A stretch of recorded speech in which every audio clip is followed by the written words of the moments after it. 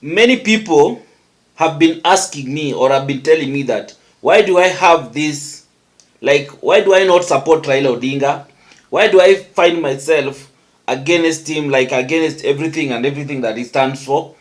And why do I keep on calling Raila Odinga a conman? Many people have been asking me that, and some of you have even attacked me in the comment section, calling me names and all manner of things. But today, I want to really put it into perspective, because there's a reason why I'm saying this. I want you to note very well that I've been supporter of Raila Odinga for a very long time. I started voting for Raila in 2013. I voted for him in 2017. I voted for him in 2022. But there's a reason why I stopped supporting Raila. And the reason, for me, it's very, very valid, which for you people, most of you who still support Raila have never seen it, because some of you still remind us, oh, Raila has fought for this country and all these other things. But today I want to show you a video of Raila Odinga that made me sit back and start realizing, especially after this Gen Z demonstration, that realized that this man has always been taking us for a ride. But before I get into that, if you're coming here for the first time, kindly take a second to subscribe and to hit the notification bell so that anytime I post a video, you will always be the first to watch. So kindly do so, na kama kawaida, I'll be back.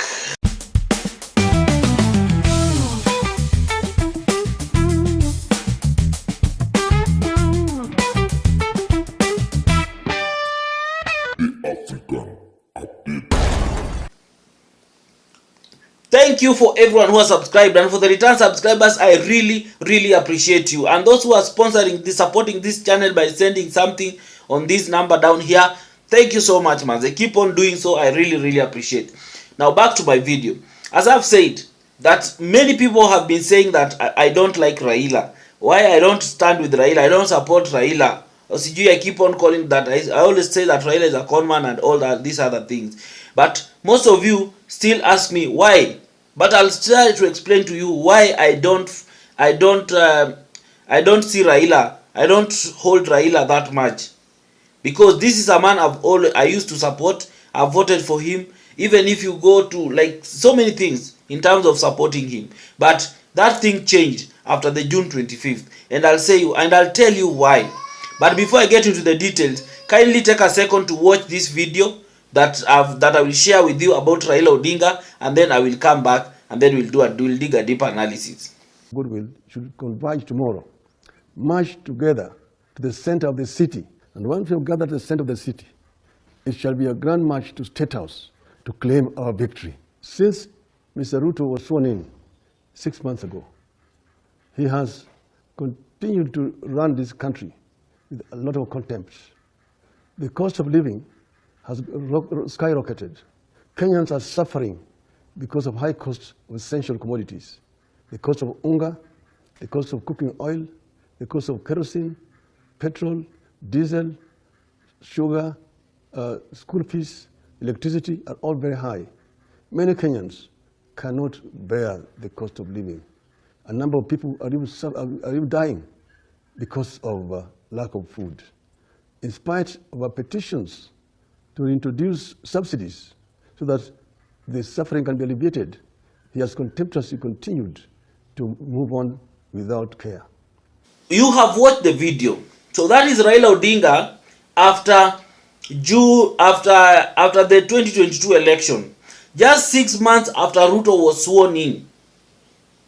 After the June 6 months, Raila was ready, was calling for demonstration, was asking people to march to State House. I want us to put that into perspective. This is a man who could not be patient with the president. A president who has gotten into power just 6 months. He was just 6 months into the office. Raila used to call for demonstration. That he used to fashion them at the cost of living. Sawa ifunguliwe nini na nini. 6 months. 6 months Raila expected cost of living ishuke, kila kitu stabilize within 6 months. That he used to call people that people are going to march and to State House. Watoe Ruto kwa State House. Wasn't that anarchy in itself? Wasn't that anarchy? Because even kama if they would have succeeded in going to State House and removing President Ruto, definitely Raila angechukua hiyo kiti. Raila could not have sat on that seat. It means the country could have gone into anarchy and the military could have taken over. This is the same man who is saying that, who came after June 25th and told Kenyans that he doesn't want this country to go into anarchy. That the young people should not go to State House and overthrow the president. This is the same person who said that mnataka kutoa president kwa kiti alafu ndio nini ifanyike. Mnataka kutoa Ruto kwa kiti alafu nini ifanyike. This was a man who came after the Gen Z and got into the government through the same means that he was unable to do. He was not able to do that when he was calling for demonstration 6 months after Ruto got the president. And then let us talk about patience. Patience, yani. If he could have not been patient, if Raila was impatient for 6 months, he was not patient to let Ruto rule for yani akwe kwa kiti vitu zichange. He started agitating 6 months into the election, into the time Ruto got into power. But here are the Gen Zs who are complaining 2 years later. 2 years. In 2024, June, 2 years later, is when they are coming to complain that this president is not serving us. We want him to get out. But Raila feels that now that is anarchy. This is why I keep on telling you that this man doesn't have your interest at heart. This was a man who was calling for this demonstration back then so that he could have his way, so that he could find a way of getting into the government, so that he could find a way of twisting the government, so that he can benefit from it. Because this demonstration that Raila was calling were not genuine at all. Because if they were genuine, why would you call for demonstration 6 months after the president ameingia kwa kiti? So you expect everything ishuke after 6 months. 6 months, Ruto had not even read his first budget. The first budget, Ruto hakuwa amesoma. His first budget haikuwa imesomwa. But here is someone who is saying that you are not worthy of being in that office. And then 2 years later he changes his mind. He tells us, sasa mnataka aende wapi? Nyinyi wenye mnataka kumtoa mfai kumtoa. And that's why I told you that Raila just took advantage. Raila felt bad that he's not being part of this movement. And that is what is still eating him up. He feels like he should be part of all these things. I keep on telling you that Raila is the one who coined the term Ruto must go. It was Raila who came up with that term. Ruto must go. It was Raila. The Gen Z just amplified it. And they are now using it as their own slogan. But the slogan itself, it came from Raila. During those demonstrations. Watu wakiweka sufuria kwa kichwa and all those manner of things. So the truth of the matter is, until you see Raila critically, because look at right now, the moment he got into that handshake with Ruto, how many people have he gotten into the government? How many of his relatives now have positions? How many things has he benefited? He has taken from nini amepeleka Nyanza. Mbona hajachukua any development akapeleka Ukambani kwa kina Kalonzo? When he was doing these demonstrations, sijui nini na nini za kuweka sufuria kwa kichwa, from the clip I've shown you, alikuwa na kina Kalonzo, alikuwa na kina all Makarua and all manner of things was they try to demonstrate and find their way into town. But why did he, mbona saa hizi he's not working with them? So the truth of the matter is, and you people who keep on supporting Raila Odinga, it is okay, you support him but some of us who don't support him, allow us to tell you, express ourselves why we don't like him, why we don't support him. Because you people telling us that, oh, Raila has fought for this country, no one has refuted that. And I keep on telling you, no one has refuted that. But that one does not mean that we can't question the things that he's doing now. If you are doing good things back then, that one should not make us now not question the things that you are doing wrong now. We will still question the things that you are doing wrong now. It doesn't matter what you have done for the country. Whenever we feel like you are going, we have the right to question.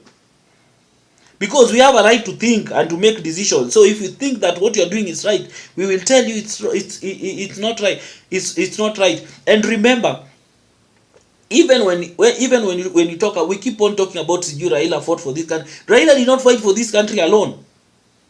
Even the new constitution that we praise Raila with, he was not the only one who fought for that constitution. We had other leaders, even Kibaki himself. If Kibaki would not have liked that constitution that we now have right now, if Kibaki could not have liked your constitution ingepita, if he could have said I will use any other means, hii constitution ianguke, si ingeanguka. We could have remained with the old constitution.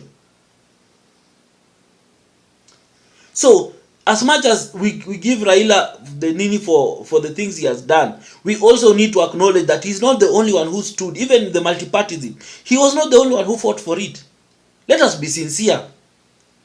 He was not the only one who went to jail for it. He was not the only one who was jailed for it. We have people who also went to jail, who were also arrested. There were people who were tortured more than even Raila Odinga himself, so that we can enjoy this freedom that we are currently enjoying. So let us be factual. As much as we are acknowledging that he has played a pivotal role in shaping the political history of landscape of this country, which we really appreciate, but the truth of the matter is it has reached a point we need to call him for who he is. Because as at now, right now, Raila is just somebody who is just after his own interest.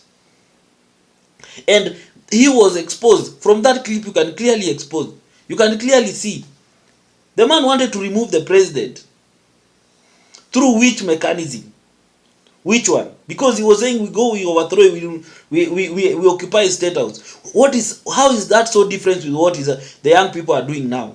What is so different? In fact, the only difference is that these young people have done it in a larger scale compared na vile Raila angefanya. The only place I fear for these young people is that we don't have a leader. The young people don't have a leadership. And that one can be very messy. But the things the young people are fighting for is the old things Raila wanted. But at the same, when he got what he wanted, because yeye ni kutumia, he was using just that as an excuse or as a means of getting to what he want, Once he got it, then he forgot about everything and everyone, akaendelea na biashara zake. And that's why right now he doesn't speak. He just comes out and throws one or two words up and the paleba, and then he goes silent. So that is the reason why. So anyone who has anything to say, please share it in the comment section. But above it all, just remain respectful and remain objective. So thank you. Until next time, bye.